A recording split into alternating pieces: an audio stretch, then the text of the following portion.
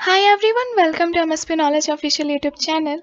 और इस वीडियो में हम लोग chapter 8 how to organism reproduce पढ़ेंगे।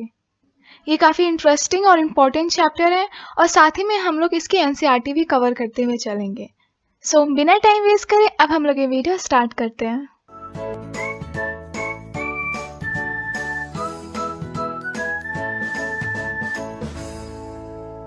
The process by which organism produce new individual similar to themselves। मतलब एक ऑर्गेनिज्म अपने जैसा एक दूसरा ऑर्गेनिज्म प्रोड्यूस कर सकता है, इसी प्रोसेस को हम लोग रिप्रोडक्शन कहते हैं। पर रिप्रोडक्शन करना ज़रूरी क्यों है? क्यों एक दूसरे ऑर्गेनिज्म को प्रोड्यूस करने की ज़रूरत पड़ती है? जिंदा रहने के लिए रिप्रोडक्शन ज़रूरी नहीं होता। हम लोगों ने लाइफ प्रोसेसेस पढ़ा था, उसमें रिप्रोडक्शन नहीं आता क्योंकि जिंदा रहने के लिए रिप्रोडक्शन ज़रूरी नहीं होता है। फिर एक ऑर्गेनिज्म रिप्रोडक्शन करता क्यों है? इतनी सारी एनर्जी और टाइम वेस्ट क्यों करता है इस प्रोसेस में? इसके दो रीज़न है। पहला, reproduction ensure continuity of life on earth.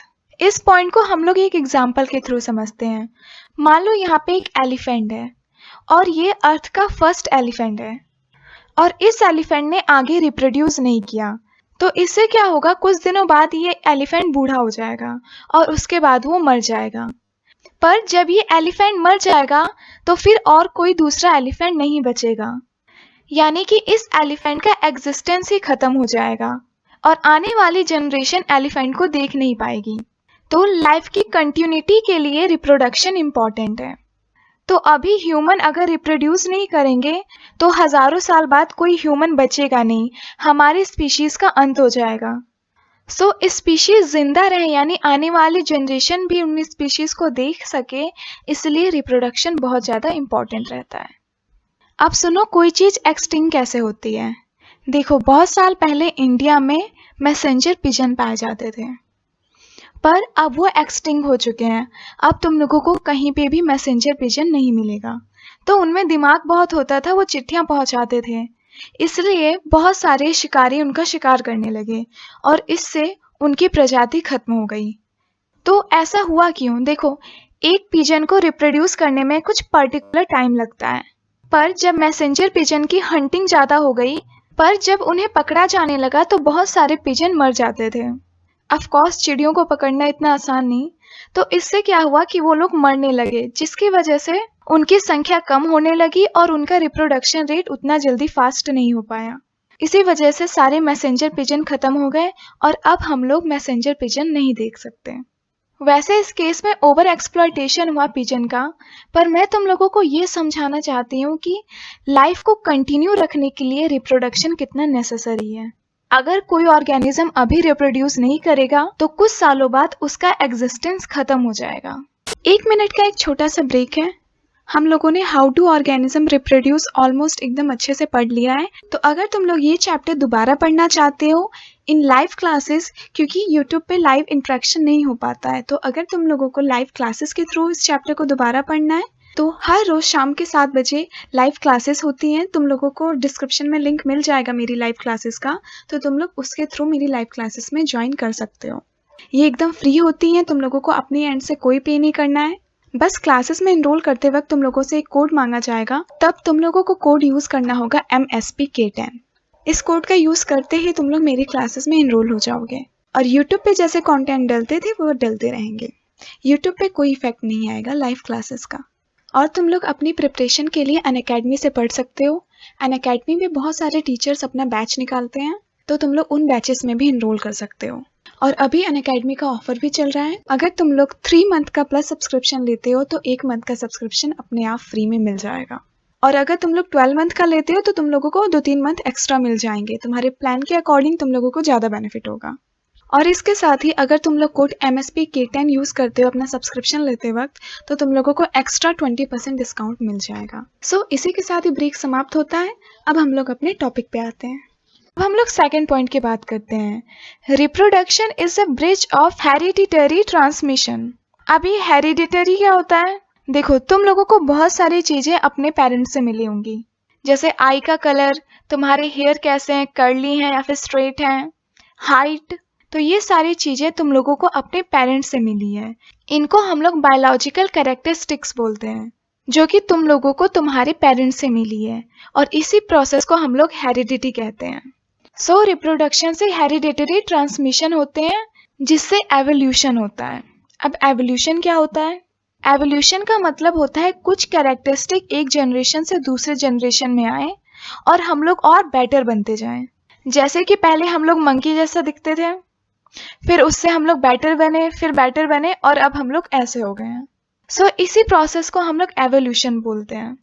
अब एवोल्यूशन और हेरिडिटी समझने के लिए तुम लोगों के पास एक सेपरेट चैप्टर है, तो उस चैप्टर में हम लोग ये सारी बातें करेंगे। अभी हम लोग पढ़ रहे थे रिप्रोडक्शन। सो जब ये वाला जनरेशन कई बार रिप्रोड्यूस करेगा, तब वो कुछ ऐसा जनरेशन बन पाएगा। फिर ये वाला जनरेशन बहुत दिनों तक रिप्रोड्यूस करेगा, फिर वो ऐसा बन पाएगा। सो एवोल्यूशन होने के लिए रिप्रोडक्शन बहुत ही ज़्यादा नेसेसरी है। बिना रिप्रोडक्शन के एवोल्यूशन नहीं हो सकता। सो आई होप तुम लोगों को रिप्रोडक्शन क्या है और वो क्यों इम्पोर्टेंट है, ये सारी चीज़ें अच्छे से समझ में आ गई होंगी। अब हम लोग टाइप ऑफ रिप्रोडक्शन पढ़ते हैं। सो रिप्रोडक्शन दो टाइप के होते हैं। पहला हो गया एसेक्सुअल रिप्रोडक्शन और दूसरा हो गया सेक्सुअल रिप्रोडक्शन। तो एसेक्सुअल रिप्रोडक्शन में क्या होता है कि हम लोगों को सिर्फ और सिर्फ एक सिंगल पेरेंट की ज़रूरत पड़ती है, और वही रिप्रोड्यूस करके एक दूसरा कॉपी बना लेता है। और ये वाला ऑर्गेनिज्म और ये वाला ऑर्गेनिज्म दोनों ही एकदम सिमिलर होते हैं, यानी कि जो उनकी प्रोजेनी होती है वो एकदम आइडेंटिकल सिमिलर रहते हैं पेरेंट्स की तरह। प्रोजेनी यानी कि उनके बच्चे, इसको हम लोग एक और वर्ड से डिनोट करते हैं, ऑफस्प्रिंग। अब बात करते हैं सेक्सुअल रिप्रोडक्शन की। सो सेक्सुअल रिप्रोडक्शन में हमेशा दो पेरेंट्स रिक्वायर्ड रहते हैं, और जो उनकी प्रोजेनी होती है यानी कि जो उनके बच्चे होते हैं वो एकदम सिमिलर नहीं होते हैं, उनमें दोनों की कैरेक्टरिस्टिक्स रहते हैं। तो सबसे पहले हम लोग एसेक्सुअल रिप्रोडक्शन की बात करेंगे, उनके कितने टाइप्स होते हैं, हर एक टाइप को अच्छे से समझेंगे। उसके बाद हम लोग सेक्सुअल रिप्रोडक्शन पढ़ेंगे। 1 मिनट का एक छोटा सा ब्रेक है। तो जैसा कि तुम लोगों को पता ही है कि तुम लोगों के पेपर सब्जेक्टिव होंगे और ऑफलाइन होंगे, तो इसीलिए तुम लोग अभी से ही प्रैक्टिस करना स्टार्ट कर दो। इस चैनल पे तुम लोगों को एनसीईआरटी के बैक एक्सरसाइज और इंटेक्स क्वेश्चन, हर चैप्टर के most important question, sample paper questions, ये सब के सब चैनल पे डलने वाले हैं। सो मेक श्योर कि तुम लोग सब्सक्राइब कर लो और नोटिफिकेशन भी ज़रूर से ऑन कर लेना। बट हाँ, तुम लोगों को अपने एंड से भी प्रैक्टिस करनी चाहिए, तो इसलिए तुम लोग कोई भी बुक ऑफलाइन की ले सकते हो सैम्पल पेपर सॉल्व करने के लिए। मैं तुम लोगों को एक बुक के बारे में बताती हूँ, CBSE 36 सैम्पल पेपर। ये सवाल पब्लिशर्स की एक बुक है। इसमें तुम लोगों के हर सब्जेक्ट के सैम्पल पेपर एक ही बुक में दिए हुए हैं। टोटल 36 सैम्पल पेपर्स हैं। तुम लोगों को अलग अलग सब्जेक्ट के लिए अलग अलग बुक नहीं खरीदनी पड़ेगी, इसमें सभी सैम्पल पेपर एक ही साथ दिए हुए हैं। मैंने डिस्क्रिप्शन में इस बुक के फर्स्ट साइंस सैम्पल पेपर का PDF डाला हुआ है, तो तुम लोग उसको भी जाके चेक कर सकते हो। उसमें क्वेश्चन भी है और उसमें आंसर भी दिए हुए हैं। मैं तुम लोगों को बुक का लिंक भी डिस्क्रिप्शन में प्रोवाइड कर दूंगी, तो तुम लोग उसको भी जाके चेक कर सकते हो। सो इसी के साथ तुम लोग अपनी प्रिपरेशन करते रहो। बस याद रखना, क्वेश्चन सॉल्व करना मोर इम्पॉर्टेंट है रदर देन सिर्फ और सिर्फ थ्योरी पढ़ना, क्योंकि तुम लोगों को क्वेश्चन सॉल्व करने से एक आइडिया आ जाता है कि कैसे एग्जाम में क्वेश्चन आएंगे। तो इसलिए तुम लोग क्वेश्चन सॉल्व करते रहो, और जब भी सैम्पल पेपर देना तो प्रॉपर टाइम लिमिट से देना। ये नहीं कि तुम लोग सैम्पल पेपर देना शुरू करें तो पूरे दिन सैम्पल पेपर ही दे रहे हो। सो इसी के साथ ये ब्रेक समाप्त होता है। अब हम लोग अपने टॉपिक पे आते हैं। सो एसेक्सुअल रिप्रोडक्शन में सिर्फ और सिर्फ सिंगल ऑर्गेनिज्म की ज़रूरत पड़ती है, और वही सिंगल ऑर्गेनिज्म दो या फिर दो से अधिक ऑर्गेनिज्म को प्रोड्यूस कर सकता है। तो एसेक्सुअल रिप्रोडक्शन ज़्यादातर लोअर ऑर्गेनिज्म में देखने को मिलता है, जैसे यूनिसेलुलर ऑर्गेनिज्म और कुछ मल्टी सेलुलर भी। अब सुनो, एसेक्सुअल रिप्रोडक्शन बहुत ही ज़्यादा फास्ट होता है। हम लोग कुछ ही देर में बहुत सारे ऑर्गेनिज्म को प्रोड्यूस कर सकते हैं, इसलिए हम लोग एसेक्सुअल रिप्रोडक्शन का यूज़ करते हैं बहुत सारी दवाइयाँ बनाने में। जैसे कि इंसुलिन जो डायबिटिक पेशेंट के लिए इम्पोर्टेंट होता है, तो उसको हम लोग बैक्टीरिया के थ्रू प्रोड्यूस कर लेते हैं। हम इंसुलिन का जीन एक बैक्टीरिया के अंदर डालते हैं, और कुछ ही देर में उन बैक्टीरिया का पॉपुलेशन बहुत ज़्यादा इंक्रीज कर जाता है, क्योंकि वो एसेक्सुअल रिप्रोडक्शन फॉलो करते हैं, और बाद में हम लोग इन्हीं बैक्टीरिया से इंसुलिन निकाल लेते हैं। सो ये सारी बातें थी एसेक्सुअल रिप्रोडक्शन के ऊपर। अब हम लोग बात करते हैं टाइप्स ऑफ एसेक्सुअल रिप्रोडक्शन की। तो सबसे पहले हम लोग फिजन के ऊपर बात करते हैं। जब एक ऑर्गेनिज्म दो या फिर दो से ज्यादा ऑर्गेनिज्म में टूट जाता है, उसी को हम लोग फिजन कहते हैं, और ये ज्यादातर यूनिसेलुलर ऑर्गेनिज्म में देखने को मिलता है। अब फिजन भी दो टाइप के होते हैं। पहला हो गया बाइनरी फिजन और दूसरा हो गया मल्टीपल फिजन। जब एक ऑर्गेनिज्म दो डॉटर सेल्स में टूटता है, उसको हम लोग बाइनरी फिजन कहते हैं। बाइनरी का मतलब टू होता है। इसका एग्जाम्पल पैरामीशियम और एमोइबा हो गया। तो ये रहा पैरामीशियम। यहाँ पे एक पैरामीशियम दो अलग अलग पैरामीशियम में टूट जाता है। उसी तरीके से एमोइबा में भी क्या होता है कि एक अमोइबा दो अदर अमोइबा में टूट जाता है। तो इसी को हम लोग बाइनरी फिजन कहते हैं। पर जब एक ऑर्गेनिज्म बहुत सारे अदर ऑर्गेनिज्म में टूट जाते हैं, उसको हम लोग मल्टीपल फिजन कहते हैं। इसका एग्जाम्पल है प्लाज्मोडियम। उसमें एक ऑर्गेनिज्म बहुत अलग अलग ऑर्गेनिज्म में टूट जाता है, और इसी को हम लोग मल्टीपल फिजन बोलते हैं। अब इनकी सिमेट्री ऑफ डिवीजन अलग अलग हो सकती है, जैसे कि यहाँ पे एग्जैक्ट वो हाफ हो जाते हैं, और यहाँ पे कोई छोटा कोई बड़ा भी हो सकता है। तो प्लेन ऑफ फिजन डिपेंड करता है कि वो ऑर्गेनिज्म कैसा है। फिजन का मतलब क्या होता है, एक ऑर्गेनिज्म दो या फिर दो से अधिक ऑर्गेनिज्म में डिवाइड हो जाता है, और इसी प्रोसेस को हम लोग फिजन बोलते हैं। आई होप तुम लोगों को फिजन अच्छे से समझ में आ गया होगा। अब हम लोग आगे बढ़ते हैं। अब हम लोग बात करते हैं बडिंग के ऊपर। तो बडिंग में क्या होता है, एक ऑर्गेनिज्म से एक आउटग्रोथ निकलती है, और बाद में यही आउटग्रोथ बड़ी होते होते एक नया ऑर्गेनिज्म बना लेती है, और इसी प्रोसेस को हम लोग बडिंग कहते हैं। जैसे कि ये एक ऑर्गेनिज्म है, उसके बाद इसका एक बॉडी पार्ट बड़ा हुआ और ये बनके एक अलग ऑर्गेनिज्म बना लिया। यहाँ पे दो ऑर्गेनिज्म हो गए। अब जो ये नया बर्ड है, यानी कि जो नया इंडिविजुअल है, वो अटैच भी हो सकता है पेरेंट से, जैसे कि यहाँ पे ईस्ट के केस में हो रहा है। यहाँ पे इस पेरेंट्स ईस्ट में बहुत सारे डॉटर ईस्ट अटैच हैं, तो यहाँ पे ये सभी के सभी जुड़े हुए हैं। या फिर दूसरे केस में वो बर्ड सेपरेट भी हो सकते हैं, जैसे कि हाइड्रा में होता है। तो यहाँ पे ये हाइड्रा था, उससे एक बर्ड निकला, और बाद में ये दोनों अलग अलग हो गए, यानी कि ये दोनों ऑर्गेनिज्म एकदम सेपरेट हो गए। इसी प्रोसेस को हम लोग बडिंग कहते हैं। ए sexual reproduction in which small cyst-like structure is formed on the parent's body which give rise to new individual. I hope तुम लोगों को बडिंग समझ में आ गया होगा। उसमें कुछ नहीं होता, एक ऑर्गेनिज्म की बॉडी पे एक बर्ड प्रोड्यूस हो जाता है, बाद में वही बर्ड एक नया इंडिविजुअल बन जाता है, और इसका एग्जाम्पल हो गया ईस्ट और हाइड्रा। अब हम लोग आगे बढ़ते हैं। अब हम लोग बात करते हैं स्पोर फॉर्मेशन के ऊपर। तो स्पोर फॉर्मेशन में क्या होता है, एक ऑर्गेनिज्म कन्वर्ट हो जाता है एक फ्रूटी बॉडी में, और बाद में यही स्पोर अलग अलग जाके दूसरे ऑर्गेनिज्म में बन जाते हैं। जैसे कि यहाँ पे पहले ये एक ऑर्गेनिज्म था, बाद में वो कन्वर्ट हो गया बहुत सारे स्पोर्स में, और ये स्पोर्स अलग अलग जगह जाएंगे और एक नया ऑर्गेनिज्म बना लेंगे। तो इसी को हम लोग बोलते हैं spore formation. Organism such as fungi make spores that grow into a complete new individual when dispersed from their fruity bodies. इसी को हम लोग स्पोर फॉर्मेशन कहते हैं। अब हम लोग बात करते हैं फ्रेगमेंटेशन पर। फ्रेगमेंटेशन एक एक्सीडेंटल प्रोसेस होता है। उसमें एक ऑर्गेनिज्म एक्सीडेंटली टूट जाता है दो पीसेस में, और बाद में यही पीसेस एक अलग ऑर्गेनिज्म बना लेते हैं। It is a accidental process when the broken pieces of organism, जिन्हें हम लोग fragments कहते हैं, grows into a complete organism. और इसका एग्जाम्पल है स्पायरोगायरा। तो पहले ये एक स्पायरोगायरा था, बाद में ये टूट के दो अलग अलग स्पायरोगायरा में बदल गया, और इसी प्रोसेस को हम लोग फ्रेगमेंटेशन कहते हैं। ये स्पायरोगायरा की रियल माइक्रोस्कोपिक इमेज है। तो स्पायरोगायरा कुछ इस तरीके से दिखता है। आई होप तुम लोगों को फ्रेगमेंटेशन समझ में आ गया होगा। फ्रेगमेंटेशन का एग्जाम्पल स्पायरोगायरा हो गया। अब हम लोग आगे बढ़ते हैं। अब हम लोग बात करते हैं रीजनरेशन पर। तो रीजनरेशन में क्या होता है, एक ऑर्गेनिज्म के अलग अलग पार्ट पूरे के पूरे ऑर्गेनिज्म को ग्रो कर सकते हैं। जैसे कि यहाँ पे इस ऑर्गेनिज्म को बोलते हैं हम लोग प्लानेरिया। प्लानेरिया में रीजनरेशन कैपेबिलिटी बहुत ज़्यादा होती है। तो इससे क्या होता है कि अगर प्लानेरिया का हेड, एब्डोमेन और टेल अलग हो जाए तो ये तीनों अलग अलग ही 3 नए प्लानेरिया को जन्म दे सकते हैं। सो यहाँ पे सिर्फ और सिर्फ हेड पार्ट से ही पूरा का पूरा न्यू प्लानेरिया ग्रो कर गया है। इसी तरीके से यहाँ पे सिर्फ एब्डोमेन से पूरा का पूरा प्लानेरिया ग्रो कर गया।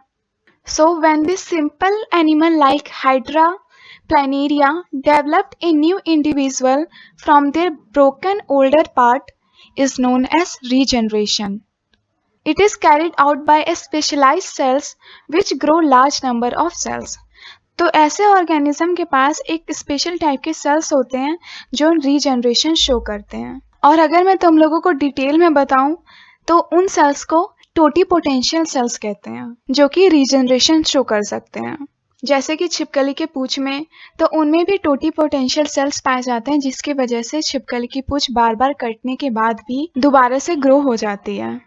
उसी तरीके से ह्यूमन में भी कुछ सेल्स पाए जाते हैं जो कि रीजनरेशन शो करते हैं, जैसे कि स्टेम सेल्स। तो स्टेम सेल्स में कैपेबिलिटी रहती है कि वो आगे चल के किसी भी ऑर्गन को प्रोड्यूस कर सके। तो इसलिए कुछ लोग अपने स्टेम सेल प्रिजर्व कर लेते हैं, मतलब उनके पेरेंट्स उनका स्टेम सेल प्रिजर्व कर लेते हैं, क्योंकि स्टेम सेल को सिर्फ और सिर्फ बर्थ के टाइम पे ही प्रिजर्व किया जा सकता है। तो उससे क्या होता है कि बड़े होके मान लो उस आदमी का लीवर खराब हो गया या फिर किडनी खराब हो गया, तो हॉस्पिटल में जो प्रिजर्व स्टेम सेल है उससे उस आदमी के लिए नई किडनी या फिर नया लीवर बनाया जा सकता है। और वो किडनी लीवर एकदम सेम टू सेम रहेगा उस आदमी के, क्योंकि वो उसी के सेल से बनाया गया है, इसलिए वो उसी के बॉडी का पार्ट है। तो कुछ लोग अपने बच्चों के स्टेम सेल प्रिजर्व कर लेते हैं ये सोच के कि बाय चांस अगर उन्हें फ्यूचर में कोई ऑर्गन की ज़रूरत पड़ी तो वो इन स्टेम सेल से बन जाएंगे। सो ये काफ़ी इंटरेस्टिंग है ना। कमेंट करके बताना कि तुम लोगों को इसके बारे में पहले पता था या नहीं। सो आई होप तुम लोगों को रीजनरेशन अच्छे से समझ में आ गया होगा। कैसे नहीं आएगा, मैंने इतना सारा ज्ञान जो बांटा है। सो अब हम लोग आगे बढ़ते हैं। अब हम लोग पढ़ते हैं वेजिटेटिव प्रोपोगेशन। तो ये एक टाइप ऑफ एसेक्सुअल रिप्रोडक्शन है जो कि सिर्फ प्लांट में होता है। तो वेजिटेटिव प्रोपोगेशन में हम लोग प्लांट्स के पार्ट से, जैसे लीफ, स्टेम, रूट, इन सब से हम लोग एक न्यू प्लांट को ग्रो कर सकते हैं। मतलब प्लांट के कुछ पार्ट से हम लोग एक नया प्लांट बना सकते हैं। इसी को हम लोग वेजिटेटिव प्रोपोगेशन बोलते हैं। अब वेजिटेटिव प्रोपोगेशन दो टाइप का होता है। पहला हो गया आर्टिफिशियल और दूसरा हो गया नेचुरल। नेचुरल वेजिटेटिव प्रोपोगेशन में क्या होता है कि हम लोग लीफ, स्टेम और रूट की मदद से नेचुरली हम लोग एक नया प्लांट ग्रो करते हैं। इसका एग्जाम्पल है ब्रायोफिलम। तो जो ब्रायोफिलम की लीव्स रहती हैं उनके मार्जिन पे छोटे छोटे बर्ड्स होते हैं। तो जब यही बर्ड सॉइल में गिरते हैं तो वहां से एक नया ब्रायोफिलम का प्लांट ग्रो कर जाता है। उसी तरीके से स्टेम, जब हम लोग टर्मरिक, जिंगर या फिर पोटैटो को सॉइल में डालते हैं तो वहां से एक नया प्लांट ग्रो कर जाता है। इसी को हम लोग नेचुरल वेजिटेटिव प्रोपोगेशन कहते हैं। उसी तरीके से ग्रासेस में क्या होता है कि उनकी स्टेम काफी लंबी होती है, तो वो बार बार सॉइल को टच करती रहती है और जहां जहां पे वो सॉइल को टच करती है वहां से एक नया ग्रास का प्लांट उग जाता है। तो इसी को हम लोग ग्रास रनर्स बोलते हैं। उसी तरीके से ऑनियन में जो ऑनियन का पिंकिश पार्ट रहता है उसको हम लोग बल्ब बोलते हैं। तो बेसिकली जो हम लोग ऑनियन खाते हैं उसको हम लोग बल्ब बोलते हैं। और जब हम इसे बल्ब को सॉइल में डालते हैं तो एक नया ऑनियन का प्लांट उग जाता है। तो जब नेचुरली ही हम प्लांट के पार्ट से एक नया प्लांट बना रहे हैं उसी को हम लोग नेचुरल वेजिटेटिव प्रोपोगेशन कहते हैं। उसी तरीके से हम लोग आर्टिफिशियल भी प्लांट को ग्रो कर सकते हैं बाय कटिंग, ग्राफ्टिंग, लेयरिंग और प्लांट टिश्यू कल्चर से। देखो कटिंग में क्या होता है कि हम लोग एक प्लांट के स्टेम को कट करके उसको जमीन में गाड़ देते हैं, बाद में जमीन से एक न्यू प्लांट ग्रो कर जाता है। इसी को हम लोग कटिंग कहते हैं। तुम लोगों को स्क्रीन पे पिक्चर शो हो रही होंगी, तो इसी को हम लोग कटिंग बोलते हैं। ग्राफ्टिंग में हम लोग थोड़ी चालाकी करते हैं। उसमें हम लोग दो अलग अलग प्लांट को जोड़ के एक प्लांट बना देते हैं। इसको कुछ इस तरीके से समझो। मान लो एक प्लेस है, वहां पे नीम का पेड़ बहुत अच्छे से ग्रो कर जाता है, पर वहां पे मैंगो ट्री बिल्कुल भी ग्रो नहीं कर पाता है। तो हम लोग क्या करेंगे कि नीम के पेड़ को बीच से काट देंगे और उसके ऊपर हम लोग मैंगो ट्री का स्टेम लगा देंगे। तो जब वो आगे चल के वो प्लांट ग्रो होगा तो वो नीम के पेड़ की तरह ही ग्रो होगा, पर उसमें फल आम के आएंगे। तो ग्राफ्टिंग में हम लोग दो अलग अलग प्लांट को काट के एक कर देते हैं अपने बेनिफिट के हिसाब से। अब हम लोग बात करते हैं लेयरिंग पर। तो लेयरिंग में क्या होता है कि हम लोग प्लांट के स्टेम को सॉइल से टच करा देते हैं। अब ऐसा हम दो तरीके से करते हैं। पहला कि हम प्लांट के स्टेम के ऊपर एक बड़ा सा पत्थर या फिर उसको हम लोग जमीन से बांध देते हैं, इससे कि वो हमेशा 2-3 दिन तक सॉइल के कांटेक्ट में रहता है। या फिर हम लोग प्लांट के स्टेम के ऊपर सॉइल की एक लेयर बांध देते हैं। इससे क्या होता है, कुछ दिनों बाद स्टेम में रूट्स निकलने लगते हैं। अब रूट निकलने लग गए यानी कि वो एक नया प्लांट बन गया।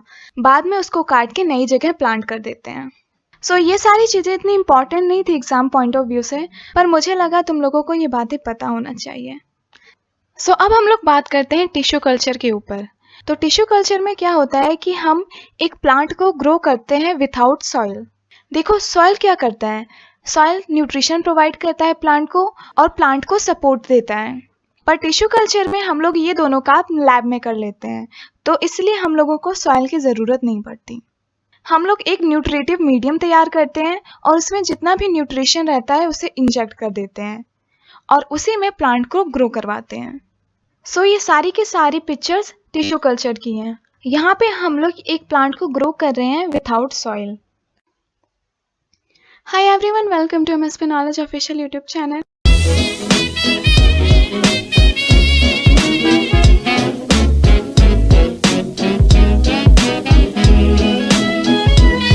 और इस वीडियो में हम लोग सेक्सुअल रिप्रोडक्शन के बारे में पढ़ेंगे।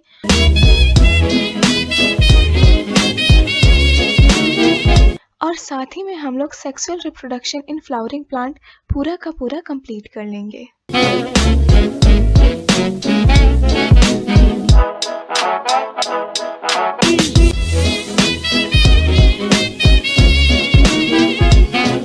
जब रिप्रोडक्शन में दो गैमेट्स इन्वॉल्व होते हैं उसी को हम लोग सेक्सुअल रिप्रोडक्शन कहते हैं। पहला गैमेट आता है फादर से जो कि मेल होता है और दूसरा गैमेट आता है मदर से जो कि फीमेल होती है। इन्हीं दोनों गैमेट के मिलने से चाइल्ड बनता है जिसको हम लोग ऑफस्प्रिंग भी कहते हैं।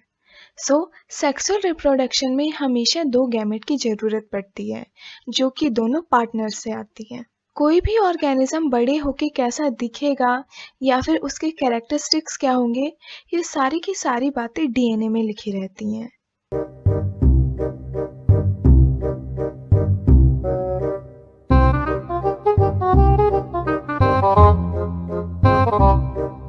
जो कि कुछ इस तरीके का दिखता है। अगर हम लोग ह्यूमंस की बात करें तो हम लोगों के हेयर का कलर कैसा होगा, हेयर कर्ली होंगे या फिर स्ट्रेट, हमारे आई का कलर क्या होगा, हम कितने लंबे होंगे, ये सारी की सारी बातें डीएनए में लिखी रहती हैं। जब ये डीएनए कॉन्डेंस हो जाते हैं यानी कि पास पास में आ जाते हैं तो एक स्ट्रक्चर बनाते हैं जिसे हम लोग बोलते हैं क्रोमोसोम, जो कि कुछ इस तरीके का दिखता है, कुछ एक्स शेप का। तो इसी को हम लोग क्रोमोसोम कहते हैं। तो किसी भी बच्चे के अंदर, चाहे वो ह्यूमन का हो या फिर किसी एनिमल का हो, उसके आधे क्रोमोसोम जो है वो उसके फादर से मिलते हैं और आधे क्रोमोसोम उसके मदर से मिलते हैं। इसीलिए हम लोग गैमेट को एन से रिप्रेजेंट करते हैं। एन का मतलब होता है हैप्लॉइड, हैप्लॉइड का मतलब हो गया आधा। उसी तरीके से जब दो गैमेट मिल जाते हैं तो वो डिप्लॉइड हो जाते हैं। डिप्लॉइड यानी कि दो पेयर, उसको हम लोग 2n से रिप्रेजेंट करते हैं। तो हमेशा जो भी कोई जाइगोट या फिर एम्ब्रायो होगा उसको हम लोग 2n बोलते हैं और वहीं कोई गैमेट होता है उसको हम लोग n बोलते हैं। n मतलब कि वो हैप्लॉइड है यानी उनमें आधे पेयर ऑफ क्रोमोसोम है। वहीं जब दो n मिल जाते हैं तब उसको हम लोग डिप्लॉइड बोलते हैं यानी कि उसमें अब दोनों पेयर ऑफ क्रोमोसोम हो गए हैं। अब सुनो, जो फीमेल गैमेट होता है उसको हम लोग एग बोलते हैं। वहीं जो मेल गैमेट होता है उसको हम लोग पॉलन ग्रेन या फिर स्पर्म बोलते हैं। अगर ऑर्गेनिज्म प्लांट है तो हम लोग उसे पॉलन ग्रेन बोलेंगे और अगर ऑर्गेनिज्म कोई ह्यूमन या फिर कोई एनिमल है तो उसको स्पर्म बोलेंगे। यानी एनिमल के मेल गैमेट को हम लोग स्पर्म बोलते हैं और वहीं प्लांट के मेल गैमेट को हम लोग पॉलन ग्रेन बोलते हैं। आई होप तुम लोगों को सारी की सारी बातें अच्छे से समझ में आ गई होगी। मैं एक बार फिर से सब कुछ रिपीट कर देती हूँ। तो सेक्सुअल रिप्रोडक्शन में हमेशा दो गैमेट्स की जरूरत पड़ती है। पहला जो कि मेल का होता है, यानी कि जो फादर से आता है। अगर ऑर्गेनिज्म प्लांट है तो उसको हम लोग पॉलन ग्रेन बोलते हैं, और अगर ऑर्गेनिज्म कोई एनिमल है तो हम लोग मेल गैमेट को स्पर्म बोलते हैं। और दूसरा गैमेट आता है मदर से, यानी कि फीमेल से, जिसको हम लोग एग बोलते हैं, प्लांट और एनिमल दोनों के केस में। तो जब ये दोनों गैमेट मिलते हैं तो एक सेल फॉर्म होता है जो आगे चल के चाइल्ड बनेगा। इसी को हम लोग ऑफस्प्रिंग बोलते हैं। ऑफस्प्रिंग मतलब बच्चे। अब देखो, जो ये सेल बनता है उसको हम लोग जाइगोट बोलते हैं। हम लोग इसके बारे में इसी पार्ट में आगे पढ़ेंगे। तो जाइगोट हमेशा दो गैमेट्स को मिला के बनता है, और वही जाइगोट आगे चल के बड़े होके चाइल्ड बनेगा। अब एक बच्चे के अंदर जितने भी कैरेक्टरिस्टिक्स रहते हैं वो उसके डीएनए में लिखे रहते हैं, और डीएनए खुद को कंडेंस करके, यानी खुद को क्लोज करके ऐसा स्ट्रक्चर बना लेता है जिसे हम लोग क्रोमोसोम कहते हैं। तो एक बच्चे के अंदर जितना भी क्रोमोसोम रहता है वो उसको आधा अपने पिता से मिला रहता है, जिसको हम लोग एन से डिनोट करते हैं। एन मतलब कि आधा क्रोमोसोम, और आधा अपनी मदर से मिला रहता है। तो इसलिए हम लोग जाइगोट को 2n से रिप्रेजेंट करते हैं, क्योंकि एक n उसे अपनी मदर से मिला है और दूसरा n उसको अपने फादर से मिला है, और हम लोग सिंगल n को हैप्लॉइड बोलते हैं। तो गैमेट्स के बारे में मैंने तुम लोगों को एकदम डिटेल में समझा दिया है। इससे बाहर तुम लोगों को एग्जाम में कोई भी क्वेश्चन नहीं मिलेंगे गैमेट से रिलेटेड। तुम लोग इस पेज का चाहो तो स्क्रीनशॉट ले सकते हो, ये बहुत ज़्यादा इंपॉर्टेंट है। When the reproduction take place as a result of fusion between two gametes, one from each parent, it is called sexual reproduction। यानी कि जब दो गैमेट्स का फ्यूजन होता है और हर एक पेरेंट से एक एक गैमेट आता है तो उसी को हम लोग सेक्सुअल रिप्रोडक्शन बोलते हैं। This process of fusion between two gamete is called fertilization. यानी दोनों गैमेट के फ्यूजन को हम लोग फर्टिलाइजेशन बोलते हैं। The formation of gamete involves exchange of chromosome fragments between homologous chromosome, causing genetic recombination which lead to variation।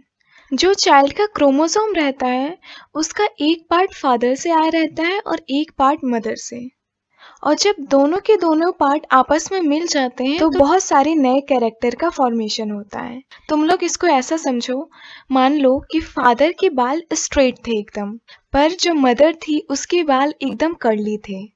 तो उनका जो चाइल्ड हुआ उसके बाल वेवी हैं, यानी कि ना वो स्ट्रेट है ना वो एकदम कर्ली हैं, वो थोड़े वेव टाइप के हैं।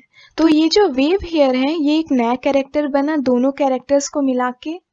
तो इसी को हम लोग जेनेटिक रिकॉम्बिनेशन बोलते हैं। होमोलोगस क्रोमोसोम का मतलब होता है दो पेयर ऑफ क्रोमोसोम। जैसे कि यहाँ पे दो पेयर हैं, एक ये हो गया और दूसरा ये, एक मदर से आया और दूसरा फादर से। आई होप तुम लोगों को ये सारी बातें अच्छे से समझ में आ रही होंगी। तो तुम लोगों को बस इतना समझना है, सेक्सुअल रिप्रोडक्शन में हमेशा दो गैमेट इन्वॉल्व होते हैं, एक फादर से आता है और दूसरा मदर से। जब यही दोनों गैमेट आपस में मिलते हैं उसको हम लोग फर्टिलाइजेशन बोलते हैं। सो अब हम लोग आगे बढ़ते हैं। अब हम लोग पढ़ेंगे sexual reproduction in flowering plant, यानी कि फ्लावरिंग प्लांट में रिप्रोडक्शन कैसे होता है। इसमें हम लोग जानेंगे कि प्लांट में रिप्रोडक्शन कैसे होता है। तो जो फ्लावरिंग प्लांट्स होते हैं उनका रिप्रोडक्टिव पार्ट फ्लावर होता है। फ्लावर के अंदर ही रिप्रोडक्शन होते हैं और बाद में यही फ्लावर कन्वर्ट हो जाते हैं सीड्स में। तो अब हम लोग ये पूरा का पूरा प्रोसेस देखेंगे कि ये कैसे होता है। Sexual reproduction in plant happens through flower. तो फ्लावर में ही सेक्सुअल रिप्रोडक्शन होता है। अब सुनो, जो प्लांट का मेल रिप्रोडक्टिव पार्ट होता है उसे हम लोग एंड्रोशियम बोलते हैं, और दूसरी तरफ जो प्लांट का फीमेल रिप्रोडक्टिव पार्ट होता है उसको हम लोग गायनोशियम बोलते हैं। Essential whole of the flower such as androecium and gynoecium help in the sexual reproduction of plant. So androecium और gynoecium की वजह से ही sexual reproduction हो पाता है प्लांट के अंदर। अब हम लोग एक एक करके मेल और फीमेल रिप्रोडक्टिव पार्ट के बारे में जानते हैं। तो प्लांट का रिप्रोडक्टिव पार्ट दो चीज़ों से बना रहता है, एक हो गया मेल रिप्रोडक्टिव पार्ट और दूसरा हो गया फीमेल रिप्रोडक्टिव पार्ट। तो जो मेल पार्ट रहता है उसको हम लोग स्टेमेन बोलते हैं, और बहुत सारे स्टेमेन को मिला के हम लोग एंड्रोशियम बनता है। तो एंड्रोशियम भी मेल रिप्रोडक्टिव पार्ट होता है, और उसका जो एक यूनिट रहता है उसको हम लोग स्टेमेन बोलते हैं। तो तुम लोग बस इतना समझो कि मेल पार्ट को हम लोग स्टेमेन बोलते हैं। उसी तरीके से फीमेल पार्ट को हम लोग कार्पेल बोलते हैं, हम लोग इसको पिस्टिल भी बोल सकते हैं, और बहुत सारे कार्पेल या पिस्टिल को मिला के गाइनोशियम बनता है। तो फीमेल पार्ट हो गया कार्पेल या फिर पिस्टिल। तो जो फीमेल पार्ट होता है वो 3 चीजों से मिलके बना रहता है, स्टाइल, ओवरी और स्टिग्मा। तो यहाँ पे जो ये पार्ट दिख रहा है तुम लोगों को, ये हो गया फीमेल पार्ट, इसी को हम लोग कार्पेल या फिर पिस्टिल बोलते हैं। और जो यहाँ पे तुम लोगों को ये दिख रहे हैं एंटीना टाइप के, इसी को हम लोग स्टैमेन बोलते हैं, जो कि मेल पार्ट होता है। तो जो मेल पार्ट रहता है वो 2 चीजों से मिलके बना रहता है, फिलामेंट और एंथर। तो यहाँ पे जो तुम लोगों को ये स्टिक लाइक स्ट्रक्चर दिख रहा है, इसी को हम लोग फिलामेंट बोलते हैं, और ये जो बीच में तुम लोगों को स्ट्रक्चर दिख रहा है, इसको हम लोग एंथर बोलते हैं। तो ये हो गया एंथर, और ये लंबा सा स्ट्रक्चर हो गया फिलामेंट। और इन्हीं दोनों की वजह से हम लोगों को मेल गैमेट मिल पाता है, जिसको हम लोग पॉलन ग्रेन बोलते हैं। अब हम लोग फीमेल की बात करते हैं। तो जो फीमेल रिप्रोडक्टिव पार्ट रहता है वो 3 चीजों से मिलके बना रहता है, स्टाइल, ओवरी और स्टिग्मा। तो इस पार्ट को हम लोग स्टिग्मा कहते हैं, और इस ट्यूब लाइक पार्ट को हम लोग स्टाइल कहते हैं, और यहाँ पे जो बेस रहता है इसको हम लोग ओवरी बोलते हैं। तो ये हो गया स्टिग्मा, स्टाइल और ओवरी, और इन्हीं तीनों की मदद से हम लोगों को फीमेल गैमेट मिल पाता है, जिसको हम लोग एग बोलते हैं। सो आई होप तुम लोगों को सारी बातें अच्छे से समझ में आ रही होंगी। अगर नहीं समझ में आया तो कोई बात नहीं, मैं तुम लोगों को एक बार फिर से समझा देती हूँ। फ्लावर के मेल पार्ट को हम लोग स्टेमेन बोलते हैं, जो कि 2 चीजों से मिलके बना रहता है। पहला हो गया एंथर और दूसरा हो गया फिलामेंट। तो इस पार्ट को हम लोग एंथर बोलते हैं, और ये जो ट्यूब लाइक स्ट्रक्चर रहता है उसी को हम लोग फिलामेंट बोलते हैं। तो ये हो गया मेल पार्ट। अब हम लोग बात करते हैं फीमेल पार्ट की। तो प्लांट के फीमेल पार्ट को हम लोग पिस्टिल या फिर कार्पेल बोलते हैं, और कार्पेल 3 चीजों से मिलके बना होता है, स्टिग्मा, स्टाइल और ओवरी। तो यहाँ पे इस पार्ट को हम लोग स्टिग्मा बोलते हैं, और ये ट्यूब लाइक स्ट्रक्चर को हम लोग स्टाइल बोलते हैं, और ये जो बेस रहता है इसको हम लोग ओवरी बोलते हैं। सो ये हो गया पूरा का पूरा फ्लावर के बारे में। अब देखो, फ्लावर भी 2 टाइप के होते हैं। पहला हो गया यूनिसेक्सुअल फ्लावर, और दूसरा हो गया बाइसेक्सुअल फ्लावर। तो जो यूनिसेक्सुअल फ्लावर्स रहते हैं उनमें या तो सिर्फ मेल पार्ट रहता है या फिर फीमेल पार्ट रहता है। वहीं दूसरी तरफ जो बाइसेक्सुअल फ्लावर रहते हैं उनमें दोनों के दोनों पार्ट प्रेजेंट रहते हैं, मेल और फीमेल दोनों। यूनिसेक्सुअल फ्लावर का एग्जाम्पल हो गया कोकोनट, पपाया, कुकुम्बर, और बाइसेक्सुअल फ्लावर का एग्जाम्पल हो गया रोज, हिबिस्कस और सनफ्लावर।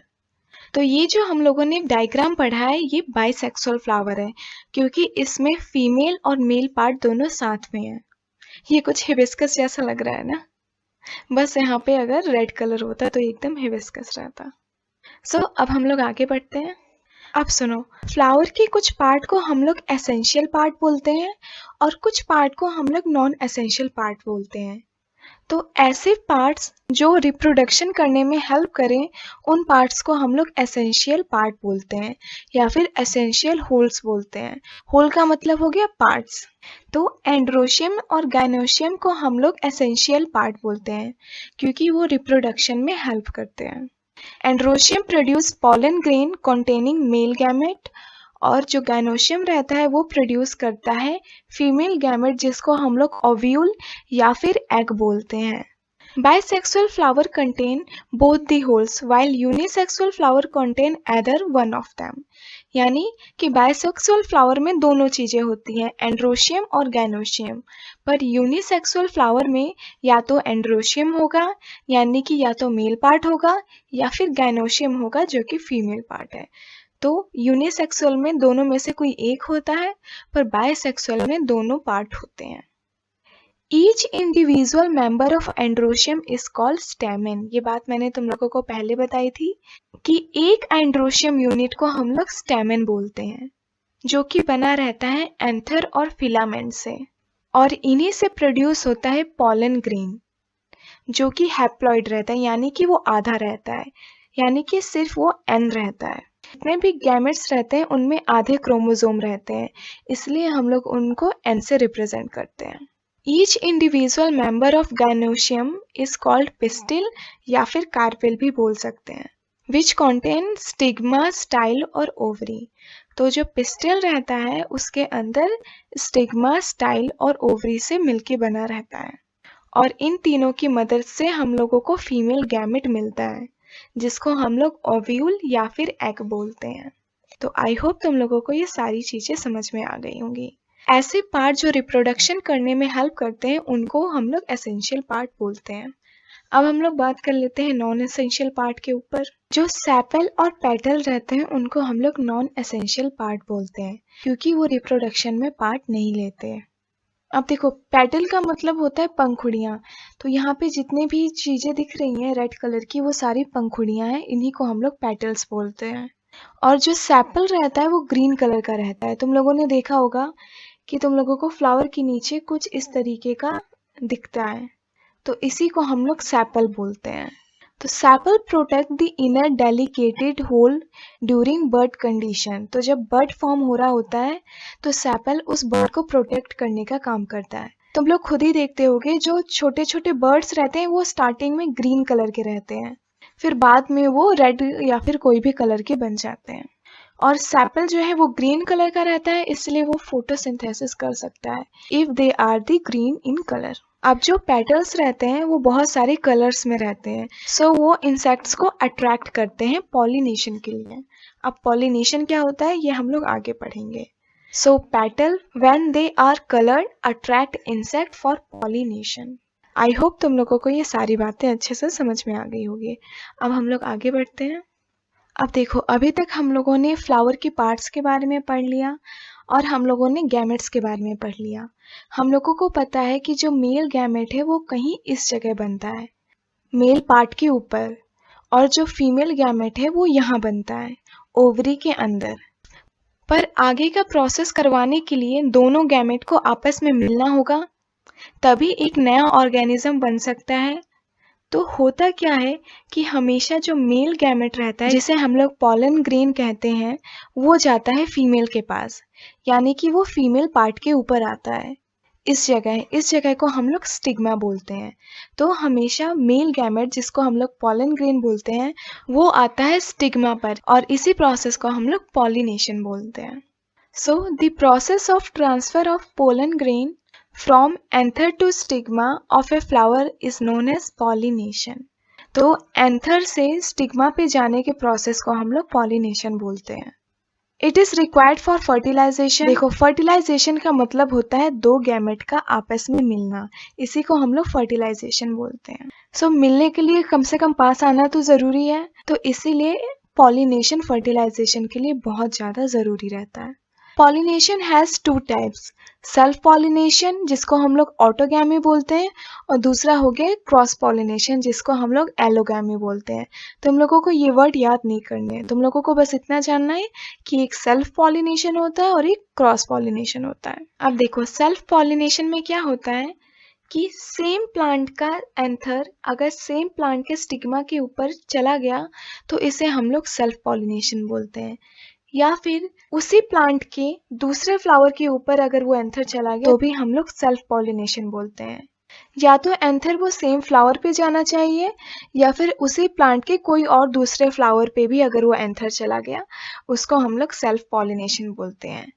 पर अगर कोई एंथर दूसरे फ्लावर के स्टिग्मा पे चला जाता है तो उसको हम लोग क्रॉस पॉलिनेशन बोलते हैं। तो क्रॉस पॉलिनेशन में एक दूसरे प्लांट की जरूरत होती है जिसपे स्टिग्मा चला जाता है, पर सेल्फ पॉलिनेशन में या तो वो सेम फ्लावर के स्टिग्मा पे लैंड हो जाएगा, या फिर एंथर उसी प्लांट में खिले हुए किसी दूसरे फ्लावर के ऊपर चला जाएगा। आई होप तुम लोगों को ये बातें समझ में आ रही होंगी। अगर नहीं समझ में आई तो थोड़ा सा पीछे करो और दोबारा से देखो। In self pollination, transfer of pollen grain take place from anther to stigma of same flower or another flower of same plant. But in cross pollination, pollen grain are transferred from anther to stigma of another flower। यहाँ पे दूसरे flower में transfer हो जाता है। अब देखो, ये pollen grain ट्रांसफर करवाने के लिए हम लोगों को बहुत सारे एजेंट्स की जरूरत रहती है। इन्हीं को हम लोग पॉलिनेटिंग एजेंट्स बोलते हैं।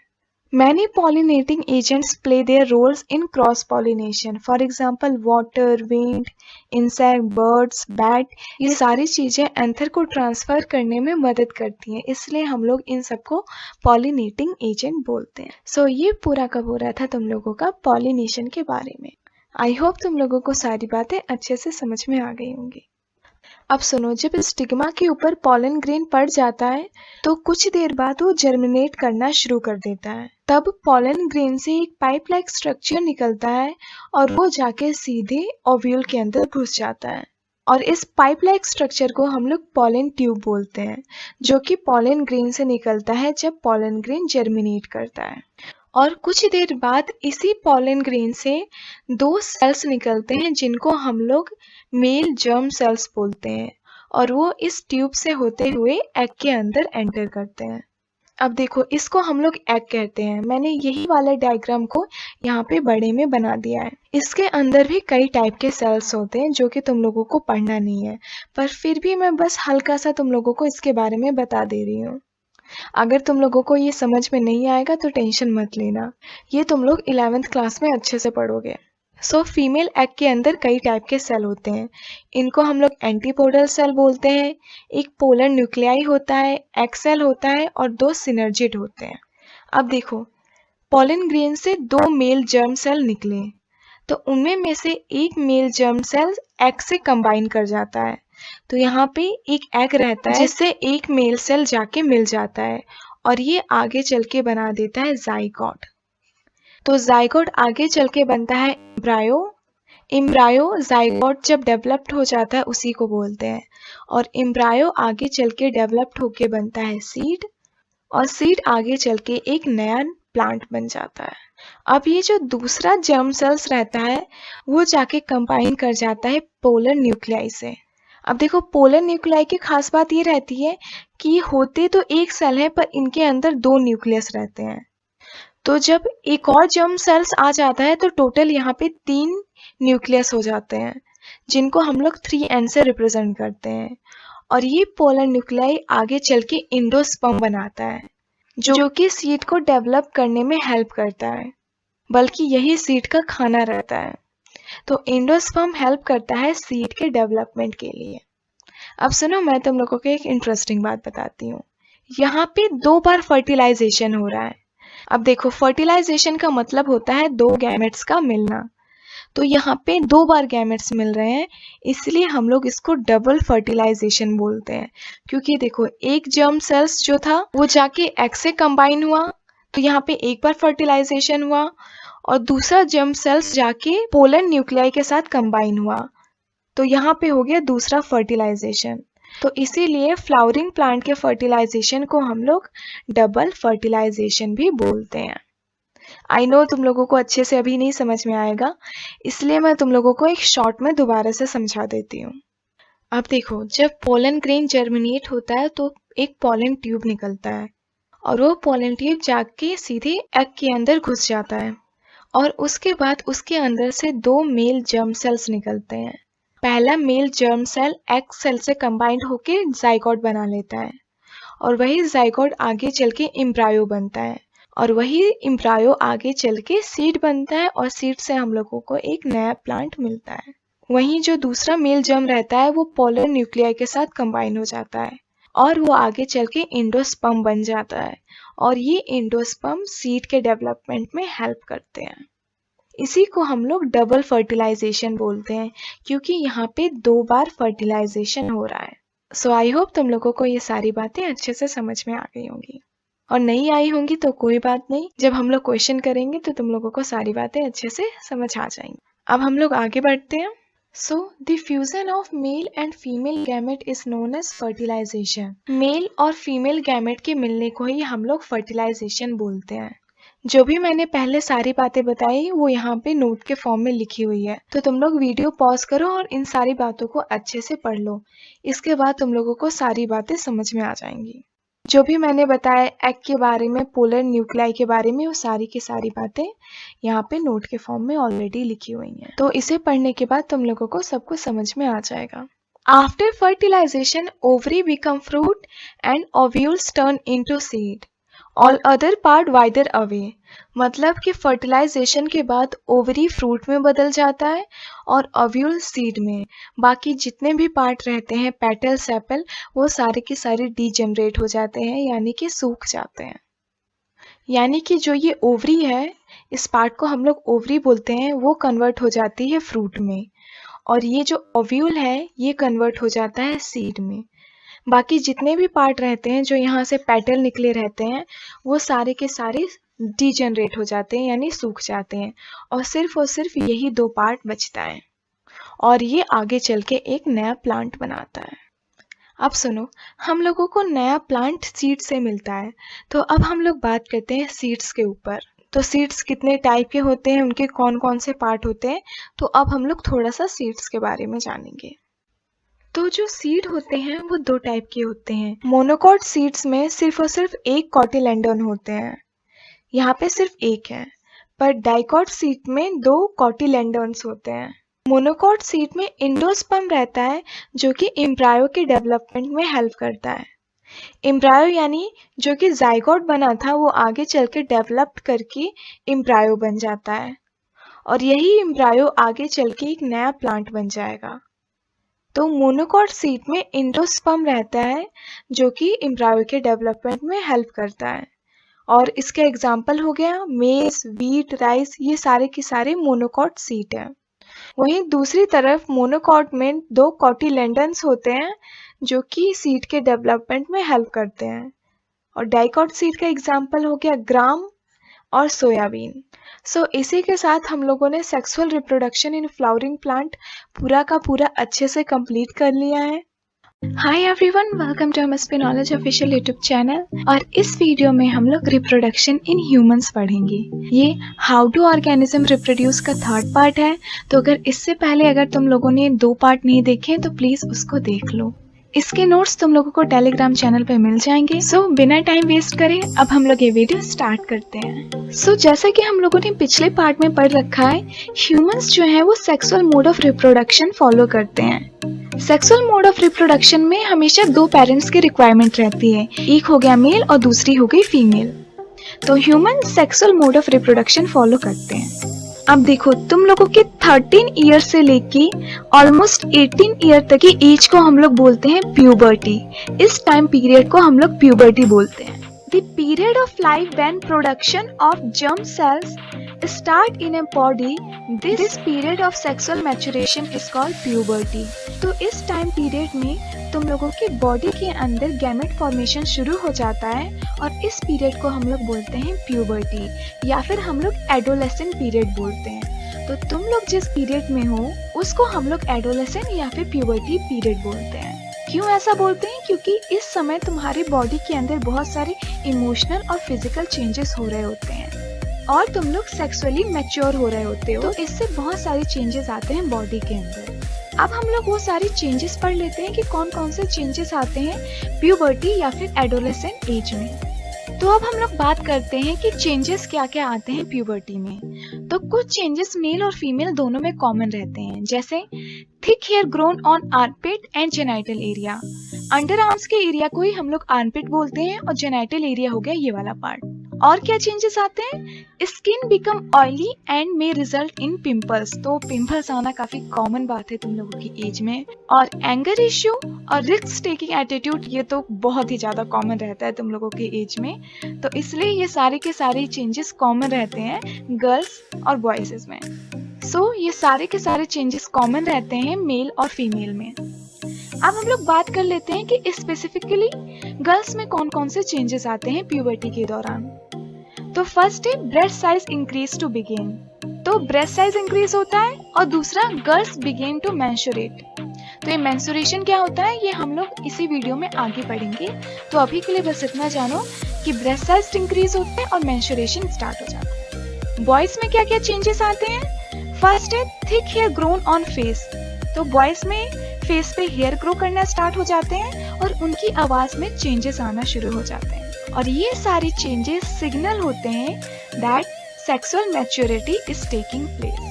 तो ये सारी चीजें तुम लोग अच्छे से याद कर लोगे, ये तुम्हारे एग्जाम पॉइंट ऑफ व्यू से काफी इंपॉर्टेंट है कि प्यूबर्टीज में क्या क्या चेंजेस आते हैं। आई होप तुम लोगों को ये सारी बातें अब तक अच्छे से समझ में आ गई होंगी। मैं एक बार ये फिर से समझा देती हूँ।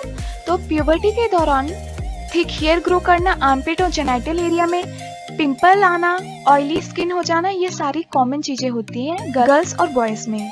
गर्ल्स में स्पेशली ब्रेस्ट साइज इंक्रीज करता है, मेंस्ट्रुएशन स्टार्ट हो जाता है, और बॉयज में फेस में हेयर ग्रो करना स्टार्ट हो जाते हैं और वॉइस चेंजेस स्टार्ट हो जाते हैं। तो ये सारे के सारे चेंजेस होते हैं प्यूबर्टी में।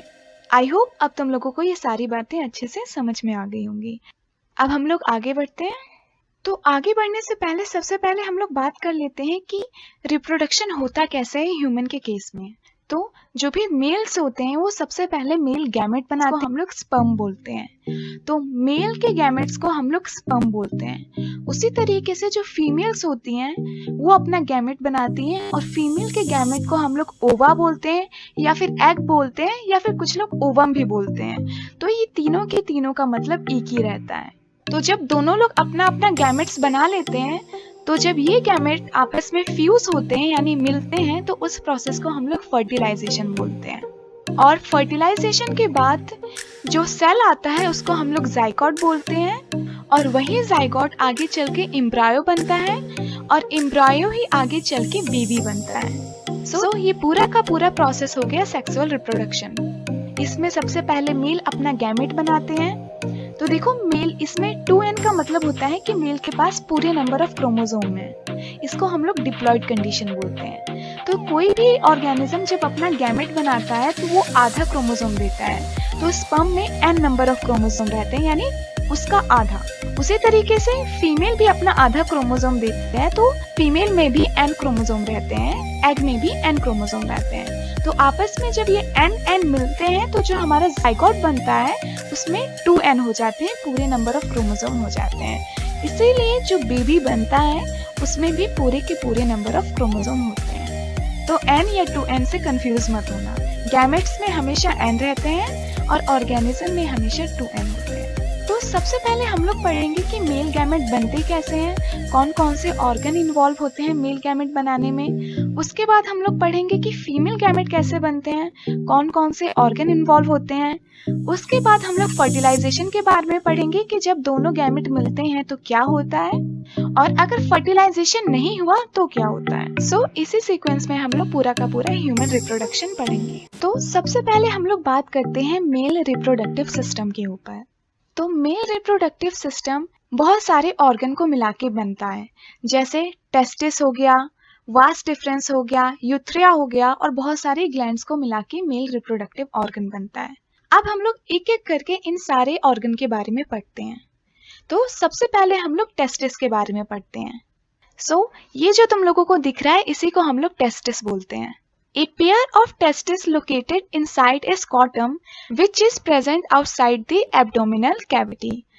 पहली बात कि टेस्टिस दो होते हैं, और दूसरा कि जो टेस्टिस है वो एक बैग लाइक स्ट्रक्चर में रहते हैं जिसको हम लोग स्क्रॉटम बोलते हैं, और वो स्क्रॉटम बॉडी के आउटसाइड रहता है। Scrotum has relatively lower temperature needed for production of sperm. देखो मेल गैमेट जो कि स्पर्म रहता है उसको प्रोड्यूस करने के लिए बॉडी से लोअर टेम्परेचर चाहिए होता है, इसलिए जो स्क्रॉटम रहता है वो बॉडी के बाहर रहता है, जिससे कि वो टेस्टिस को लोअर टेम्परेचर प्रोवाइड कर सके और स्पर्म का प्रोडक्शन हो सके। तो टेस्टिस के ही अंदर मेल जर्म सेल्स यानी मेल गैमेट प्रोड्यूस होता है जिसको हम लोग स्पर्म बोलते हैं, और टेस्टिस के ही अंदर एक हार्मोन प्रोड्यूस होता है जिसको हम लोग टेस्टोस्टेरोन बोलते हैं। यही हार्मोन रिस्पॉन्सिबल रहता है प्यूबर्टी में जितने भी चेंजेस आते हैं मेल के अंदर।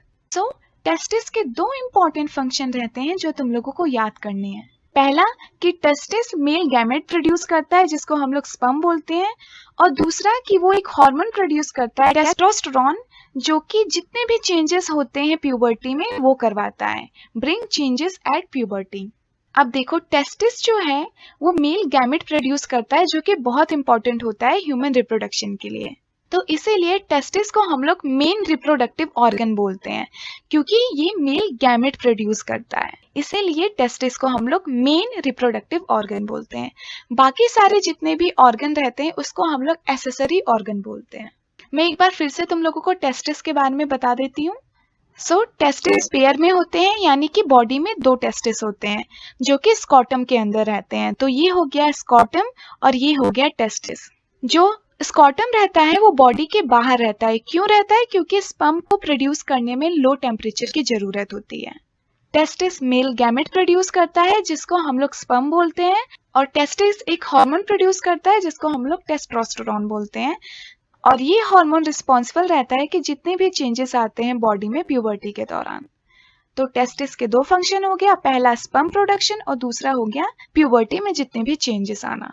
अब हम लोग बाकी के मेल रिप्रोडक्टिव ऑर्गन के बारे में पढ़ लेते हैं। तो सबसे पहले हम लोग बात करते हैं वास डिफरेंस के बारे में। तो ये बस एक पाइप लाइक स्ट्रक्चर रहता है। It passes sperm from testis up to urethra. ये जो तुम लोग पाइप लाइक स्ट्रक्चर देख रहे हो इसी को हम लोग वास डिफरेंसेस बोलते हैं।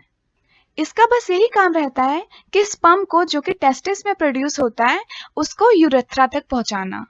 वास डिफरेंस का बस यही काम है, स्पर्म को टेस्टिस से यूरेथ्रा तक पहुंचाना। और यूरेथ्रा क्या रहता है? It is a common passage for both sperm and urine. It's outer covering is called penis. तो ये जो तुम लोग पाइप लाइक स्ट्रक्चर देख रहे हो इसी को हम लोग यूरेथ्रा बोलते हैं। ये कॉमन पैसेज रहता है स्पर्म और यूरिन के लिए, और इसकी आउटर कवरिंग जो रेड रेड वाला पार्ट है इसको हम लोग पेनिस बोलते हैं। Urethra is a common passage for sperm and urine. Its outer covering is called penis. अब हम लोग कुछ ग्लैंड के बारे में बात कर लेते हैं जो मेल रिप्रोडक्शन में पार्ट लेते हैं। तो सेमिनल वेसिकल और प्रोस्टेट ग्लैंड, ये 2 ग्लैंड रहते हैं जो एक फ्लूइड प्रोड्यूस करते हैं, और इस फ्लूइड का काम रहता है स्पर्म को नरिश करना और उसके ट्रांसपोर्ट को इजी बनाना। तो ये हो गया सेमिनल वेसिकल और ये हो गया प्रोस्टेट ग्लैंड। तो ये दोनों ग्लैंड एक फ्लूइड प्रोड्यूस करते हैं जिससे स्पर्म का नरिशमेंट होता है और उसका ट्रांसपोर्ट इजीली हो जाता है। Seminal vesicle and prostate gland added their secretion to sperms. This fluid provide nourishment to sperm and make their transport easy. और जब स्पर्म इस फ्लूइड के साथ मिलता है तो उसको हम लोग सेमेन बोलते हैं।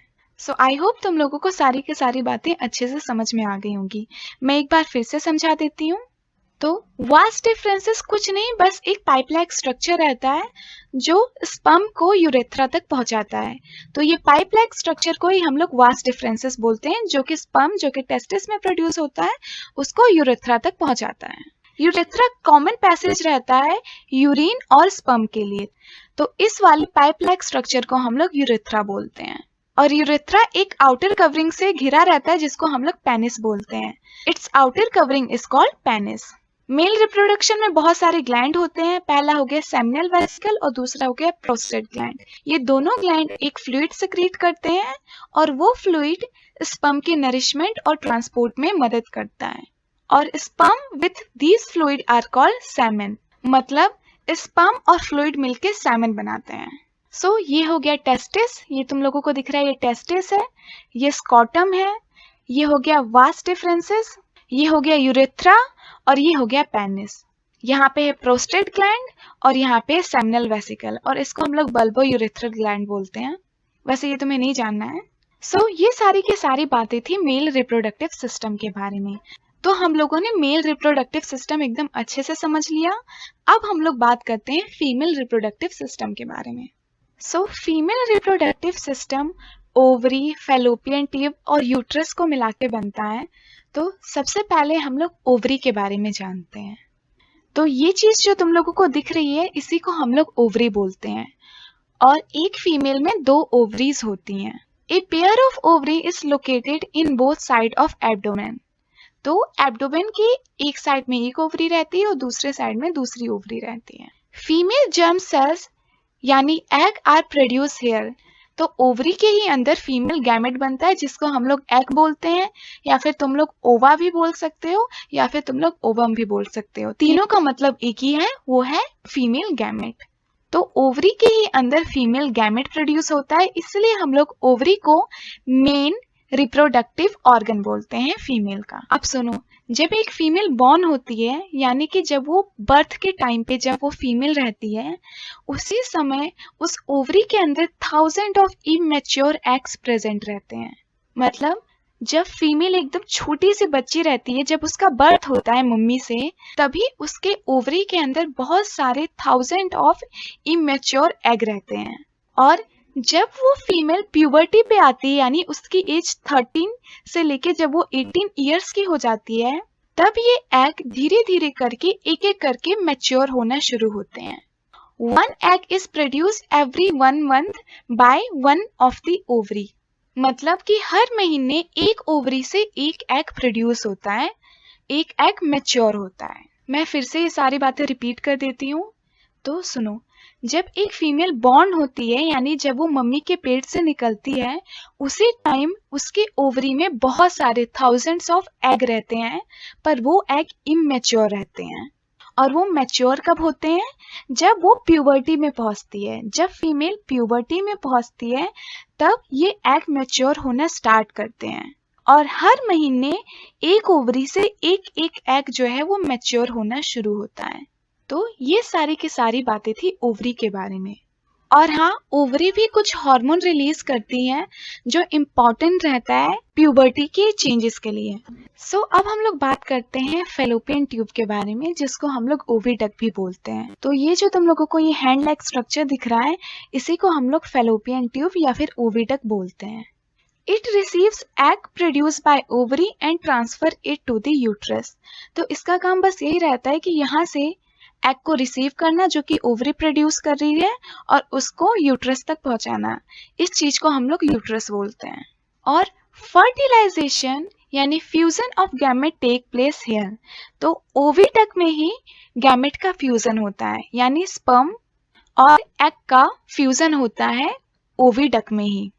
तो ओविडक्ट यानी फेलोपियन ट्यूब दो काम करता है। सबसे पहला कि वो एग रिसीव करता है ओवरी से और उसको ट्रांसफर कर देता है यूट्रस में।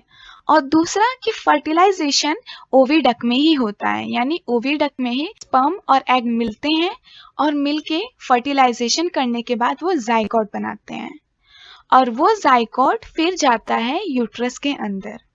अब हम लोग यूट्रस के बारे में जान लेते हैं।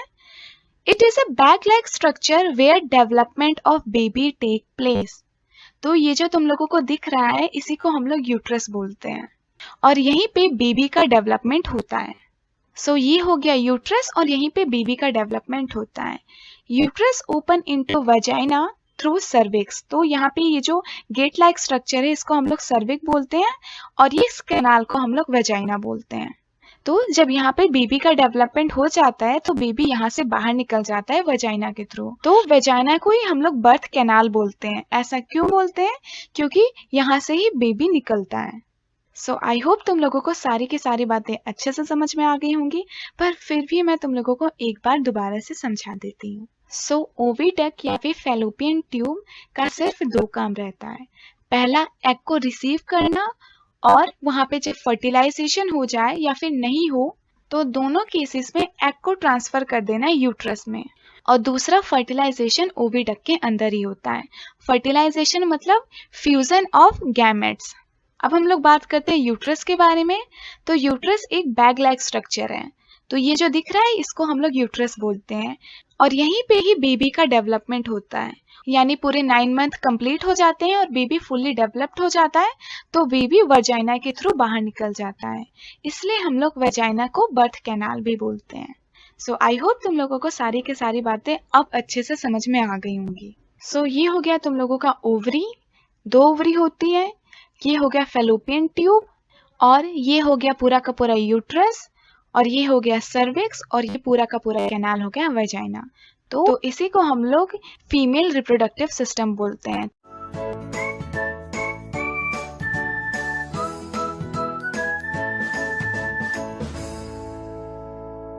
सो अब हम लोग बात करते हैं फर्टिलाइजेशन के ऊपर। तो फर्टिलाइजेशन कुछ नहीं, बस मेल और फीमेल गैमेट के मिलने को बोलते हैं। The fusion of male and female gamete is called fertilization. तो जब मेल गैमेट जो कि स्पर्म होता है, वो मिलता है फीमेल गैमेट से, इसी को हम लोग फर्टिलाइजेशन बोलते हैं। अब हम लोग बात करते हैं कि जब फर्टिलाइजेशन होता है तो क्या होता है, और अगर फर्टिलाइजेशन नहीं हुआ तब क्या होता है। तो सबसे पहले हम लोग बात करते हैं कि अगर फर्टिलाइजेशन होता है तो क्या होता है।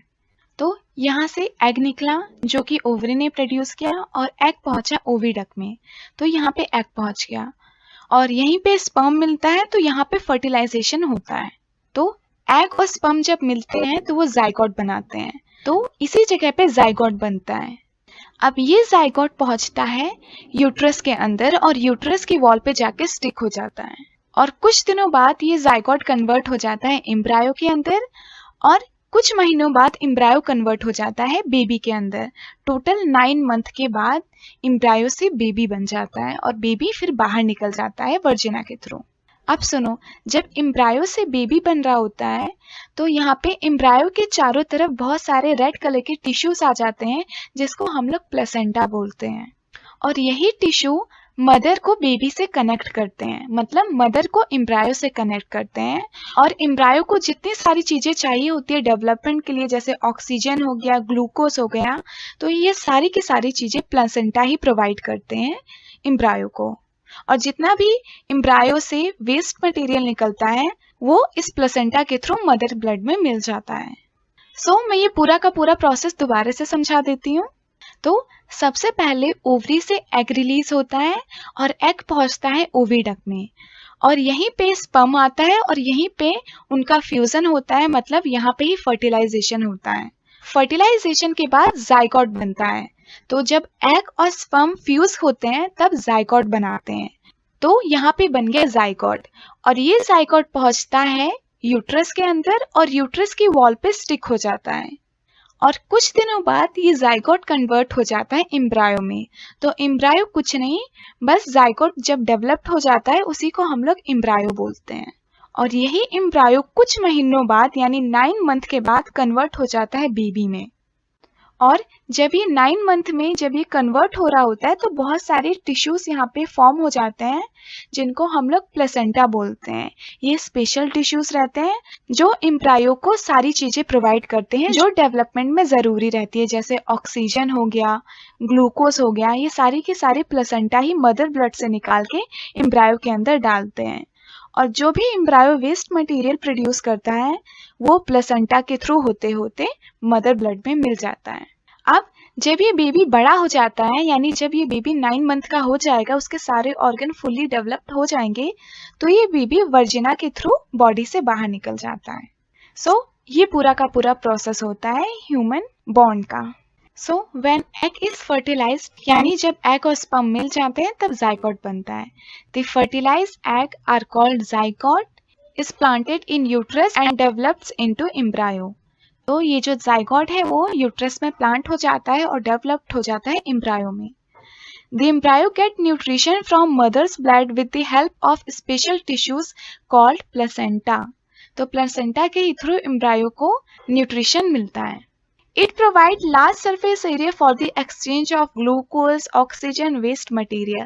तो प्लेसेंटा एक large surface area प्रोवाइड करता है जिससे ग्लूकोज, ऑक्सीजन और वेस्ट मटेरियल का ट्रांसफर हो सके।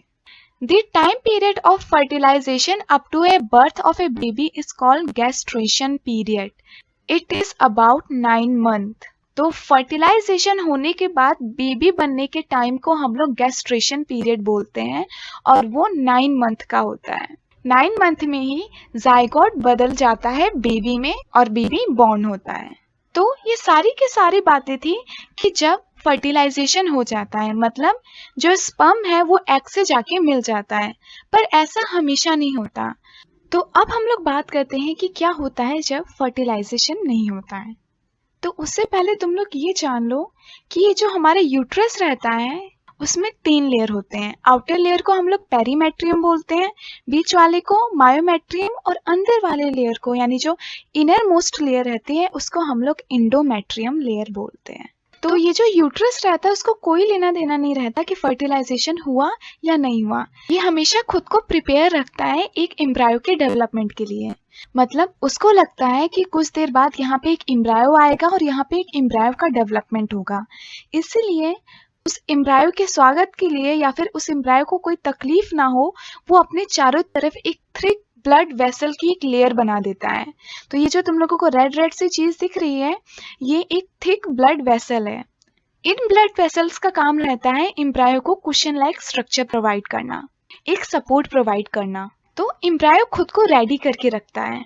उसके अंदर वाली लेयर में, जो कि एंडोमेट्रियम लेयर होती है, वहां पे बहुत सारे ब्लड वेसल फॉर्म हो जाते हैं, जिससे कि एम्ब्रायो को कोई तकलीफ ना हो उसके सपोर्ट के लिए। पर इस केस में फर्टिलाइजेशन होता नहीं है, मतलब कि यहाँ से ओवरी से एग निकला और वो पहुंचा ओविडक्ट में, और यहाँ पे कोई भी स्पर्म नहीं आया, मतलब कोई भी स्पर्म रिलीज नहीं हुआ यहाँ पे, तो कोई फर्टिलाइजेशन नहीं हुआ, कोई जाइगोट नहीं बना और ना ही कोई एम्ब्रायो बनेगा। तो ये एग ही चला जाता है यूट्रस के अंदर और खुद को यहाँ पे स्टिक कर लेता है। पर यूट्रस ने तो अपनी प्रिपरेशन की थी एम्ब्रायो के लिए, पर यहाँ पे तो एग आ गया। तो कुछ दिनों बाद ये सारी की सारी चीजें स्प्रेड आउट हो जाती हैं, निकल जाती हैं। तो जितने भी ब्लड वेसल्स रहते हैं और ये जो एग रहता है, ये सब के सब वेजिना के थ्रू निकल जाते हैं, और इसी प्रोसेस को हम लोग मेंस्ट्रुएशन बोलते हैं। सो मेंस्ट्रुएशन हर 28 डेज में होता है फीमेल के अंदर, और इसमें क्या होता है कि जब फर्टिलाइजेशन नहीं होता तो जितनी भी यूट्रस ने प्रिपरेशन करके रखी थी, जितने भी ब्लड वेसल बनाए थे, वो सब के सब बॉडी से निकल जाते हैं वजाइना के through. So when egg is not fertilize, यानी जब स्पर्म और एग मिलते नहीं है, फर्टिलाइजेशन नहीं होता है, the uterus prepare itself every month to receive fertilize egg. तो यूट्रस को नहीं पता रहता है कि आगे फर्टिलाइजेशन होगा या नहीं होगा, तो यूट्रस हर मंथ खुद को प्रिपेयर करता है फर्टिलाइज एग लेने के लिए, यानी एम्ब्रायो को लेने के लिए, एक बेबी को डेवलप करने के लिए अपने अंदर। The lining of uterus become thick and spongy required to support embryo। इसलिए जो embryo की inner most lining है, जिसको हम लोग endometrium बोलते हैं, उसमें बहुत सारे blood vessels आ जाते हैं और वो thick और spongy बन जाता है, जिससे वो embryo को support कर सके आगे चल के। When fertilization had not take place, this lining is not needed anymore। तो अगर फर्टिलाइजेशन ही नहीं हुआ, यानी कोई एम्ब्रायो ही नहीं बना, तो इस लाइनिंग की कोई ज़रूरत नहीं पड़ती है। This lining break and come out through vagina as a blood and mucus. और ये लाइनिंग, जो ब्लड वेसल की जो ऐसी लाइनिंग बनी थी, वो सब की सब बाहर निकल जाती हैं बहुत सारे ब्लड और म्यूकस को लेके, और इसी को हम लोग मेंस्ट्रुएशन बोलते हैं। इस पूरे प्रोसेस को हम लोग मेंस्ट्रुएशन बोलते हैं। This cycle take place 28 days every month and called menstruation. तो ये साइकिल हमेशा 28 डेज में होता है, यानी हर मंथ में होता है, और इसी को हम लोग मेंस्ट्रुएशन कहते हैं। तो मेंस्ट्रुएशन तभी होता है जब एग फर्टिलाइज नहीं हुआ हो। सो हम लोगों ने दो केसेस पढ़े कि जब फर्टिलाइजेशन होता है तो क्या होता है, और जब फर्टिलाइजेशन नहीं होता है तो क्या होता है। तो जब फर्टिलाइजेशन होता है तब जाइगोट बनता है, जाइगोट से एम्ब्रायो बनता है, और एम्ब्रायो से बेबी बनता है। पर जब फर्टिलाइजेशन नहीं होता है तब मेंस्ट्रुएशन होता है। सो आई होप तुम लोगों को सारी की सारी बातें अच्छे से समझ में आ गई होंगी।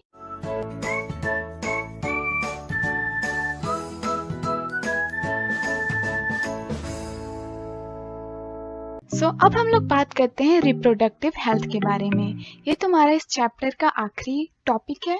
तो reproductive health means it total well being in all expect of reproduction, physical, emotional, social और बिहेवियरल। रिप्रोडक्टिव हेल्थ का मतलब रहता है कि हर एक एस्पेक्ट से खुद को वेल बीइंग साबित करना, चाहे वो फिजिकल हो, इमोशनल हो, सोशल या फिर बिहेवियरल हो। अब हम लोग बात कर लेते हैं कुछ सेक्सुअली ट्रांसमिटेड डिसीज के बारे में, जिसे हम लोग शॉर्टकट में एसटीडीज बोलते हैं। और ये सारी डिजीज तब होती हैं जब कोई पर्सन किसी दूसरे पर्सन से, जिसको इन डिसीज में से कोई था, सेक्सुअली कांटेक्ट में आए। तो many diseases can be sexually transmitted such as bacterial हो गए गोनेरिया और सिफिलिस, और वायरल हो गए वार्ड्स और HIV एड्स। तो तुम लोग इन डिजीजेस को याद कर लोगे, ये तुम्हारे एग्जाम पॉइंट ऑफ व्यू से काफी ज्यादा इंपॉर्टेंट है। बैक्टीरियल डिजीजेस हैं गोनोरिया और सिफिलिस, और वायरल में आता है वार्ड्स और HIV एड्स। तो ये सारे डिजीज तभी होते हैं जब एक पर्सन दूसरे पर्सन से सेक्सुअली कांटेक्ट में आता है। और इसको अवॉइड करने के लिए हम लोग बहुत सारी चीजों का यूज करते हैं, जैसे कि use of condom to prevent this infection to some extent. तो ये सारी की सारी चीज़ें हो गई सेक्सुअली ट्रांसमिटेड डिजीज़ के बारे में। ये तुम लोग याद कर लोगे, ये बहुत इंपॉर्टेंट क्वेश्चन बनता है कि व्हाट आर एसटीडीज और उसके एग्जाम्पल देना और कैसे हम लोग इसको प्रिवेंट कर सकते हैं। अब हम लोग बात करते हैं कॉन्ट्रासेप्शन के बारे में। तो बहुत सारे ऐसे मेथड होते हैं जिससे कि हम लोग प्रेगनेंसी को रोक सकते हैं। प्रेगनेंसी को रोकना मतलब कि सिंपल एग और स्पर्म का फ्यूजन ना होने देना। अगर स्पर्म और एग का फ्यूजन नहीं होगा तो कोई जाइगोट नहीं बनेगा, जाइगोट नहीं बनेगा तो कोई बेबी नहीं बनेगा। तो it is avoidance of pregnancy can be achieve by preventing fertilization of ova. तो इसी सारे मेथड को, इन्हीं सारे प्रोसेस को हम लोग कॉन्ट्रासेप्शन बोलते हैं। तो अब हम लोग एक एक करके सारे मेथड पढ़ेंगे कि कैसे हम लोग कॉन्ट्रासेप्शन करते हैं। तो मेथड ऑफ कॉन्ट्रासेप्शन में सबसे पहले आता है फिजिकल मेथड। इसमें हम लोग फिजिकली स्पर्म और एग को नहीं मिलने देते हैं to prevent union of sperm and egg. और इसके लिए हम लोग बहुत सारी चीज़ों का यूज़ करते हैं, जैसे कॉन्डम हो गया, सर्विकल कैप हो गया और डायफ्राम हो गया। उसके बाद दूसरा मेथड आता है केमिकल मेथड। इसमें हम लोग बहुत सारे ओरल पिल्स का यूज़ करते हैं। These changes hormonal balance of a body. इसके वजह से जो एग है वो रिलीज ही नहीं होता, यानी कि जो ओवरी है, ओवरी से एग रिलीज ही नहीं होता है क्योंकि हम लोग हार्मोनल डिसबैलेंस कर देते हैं। पर इसके बहुत सारे साइड इफेक्ट्स भी होते हैं, जैसे हाई बीपी, एंगर। तो ऐसे बहुत सारे साइड इफेक्ट प्रोड्यूस होते हैं केमिकल मेथड से। नेक्स्ट मेथड है आईयूडी, इंट्रा यूट्रीन डिवाइसेस। यहाँ पे कॉन्ट्रासेप्टिव नहीं है। तो नेक्स्ट मेथड है आईयूडी, इंट्रा यूट्रीन डिवाइसेस। इसमें क्या होता है कि हम लोग कॉपर का एक मेटल जो कि कुछ टी शेप का रहता है, इसको हम लोग यूट्रस के अंदर डाल देते हैं। तो ये रहा यूट्रस, इसके अंदर हम लोग कॉपर टी डाल देते हैं जो कि टी शेप का होता है या फिर लूप शेप का भी हो सकता है। इस वजह से क्या होता है कि प्रेगनेंसी अवॉइड हो जाती है, क्योंकि यहाँ पे जो भी स्पर्म आते हैं वो इस कॉपर की वजह से खराब हो जाते हैं और इससे जो है प्रेगनेंसी स्टॉप हो जाती है। तो थर्ड मेथड है आईयूडीज, यानी इंट्रा यूट्रीन डिवाइसेस। इसका फुल फॉर्म तुम लोग याद कर लेना, ये तुम्हारे एग्जाम में आ सकता है। नेक्स्ट मेथड है सर्जिकल मेथड। सर्जिकल मेथड में हम लोग या तो मेल का वास्ट डिफरेंसेस काट देते हैं या फिर ब्लॉक कर देते हैं। तो जैसे ये टेस्टिस था, तो टेस्टिस से स्पर्म को पहुंचाने का काम वास्ट डिफरेंस करता था। तो ये जो पाइप है इसी को हम लोग वास्ट डिफरेंस कहते हैं। तो मेल के केस में हम लोग या तो इस पाइप को ब्लॉक कर देते हैं या फिर इसको ऐसे कट कर देते हैं सर्जरी से, और फिर इससे क्या होता है कि स्पर्म का ट्रांसफर नहीं हो पाता है और इस प्रोसेस को हम लोग वेसेक्टोमी बोलते हैं। In male vas deferens is block to prevent this sperm transfer and called vasectomy. तो इसको हम लोग वेसेक्टोमी बोलते हैं जब हम लोग वास्ट डिफरेंस को काट देते हैं या फिर ब्लॉक कर देते हैं। उसी तरीके से हम लोग फीमेल के केस में ये जो फैलोपियन ट्यूब है इसको या तो हम लोग कट कर देते हैं सर्जरी से या फिर हम लोग इसको ब्लॉक कर देते हैं, यानी यहाँ पे कुछ टाई कर देते हैं, नॉट टाई कर देते हैं।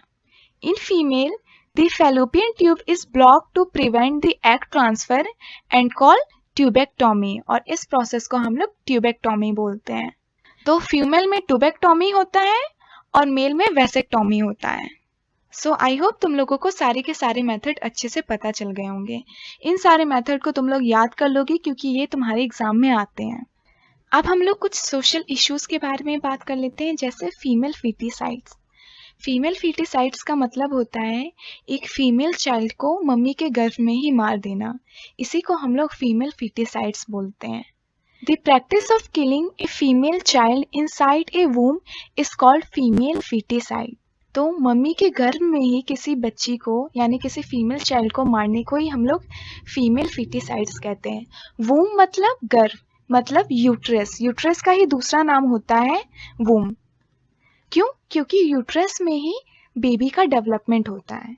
For healthy society a balance sex ratio is needed and that can be achieve by educating people to avoid mal practices like female foeticides and parental sex determination.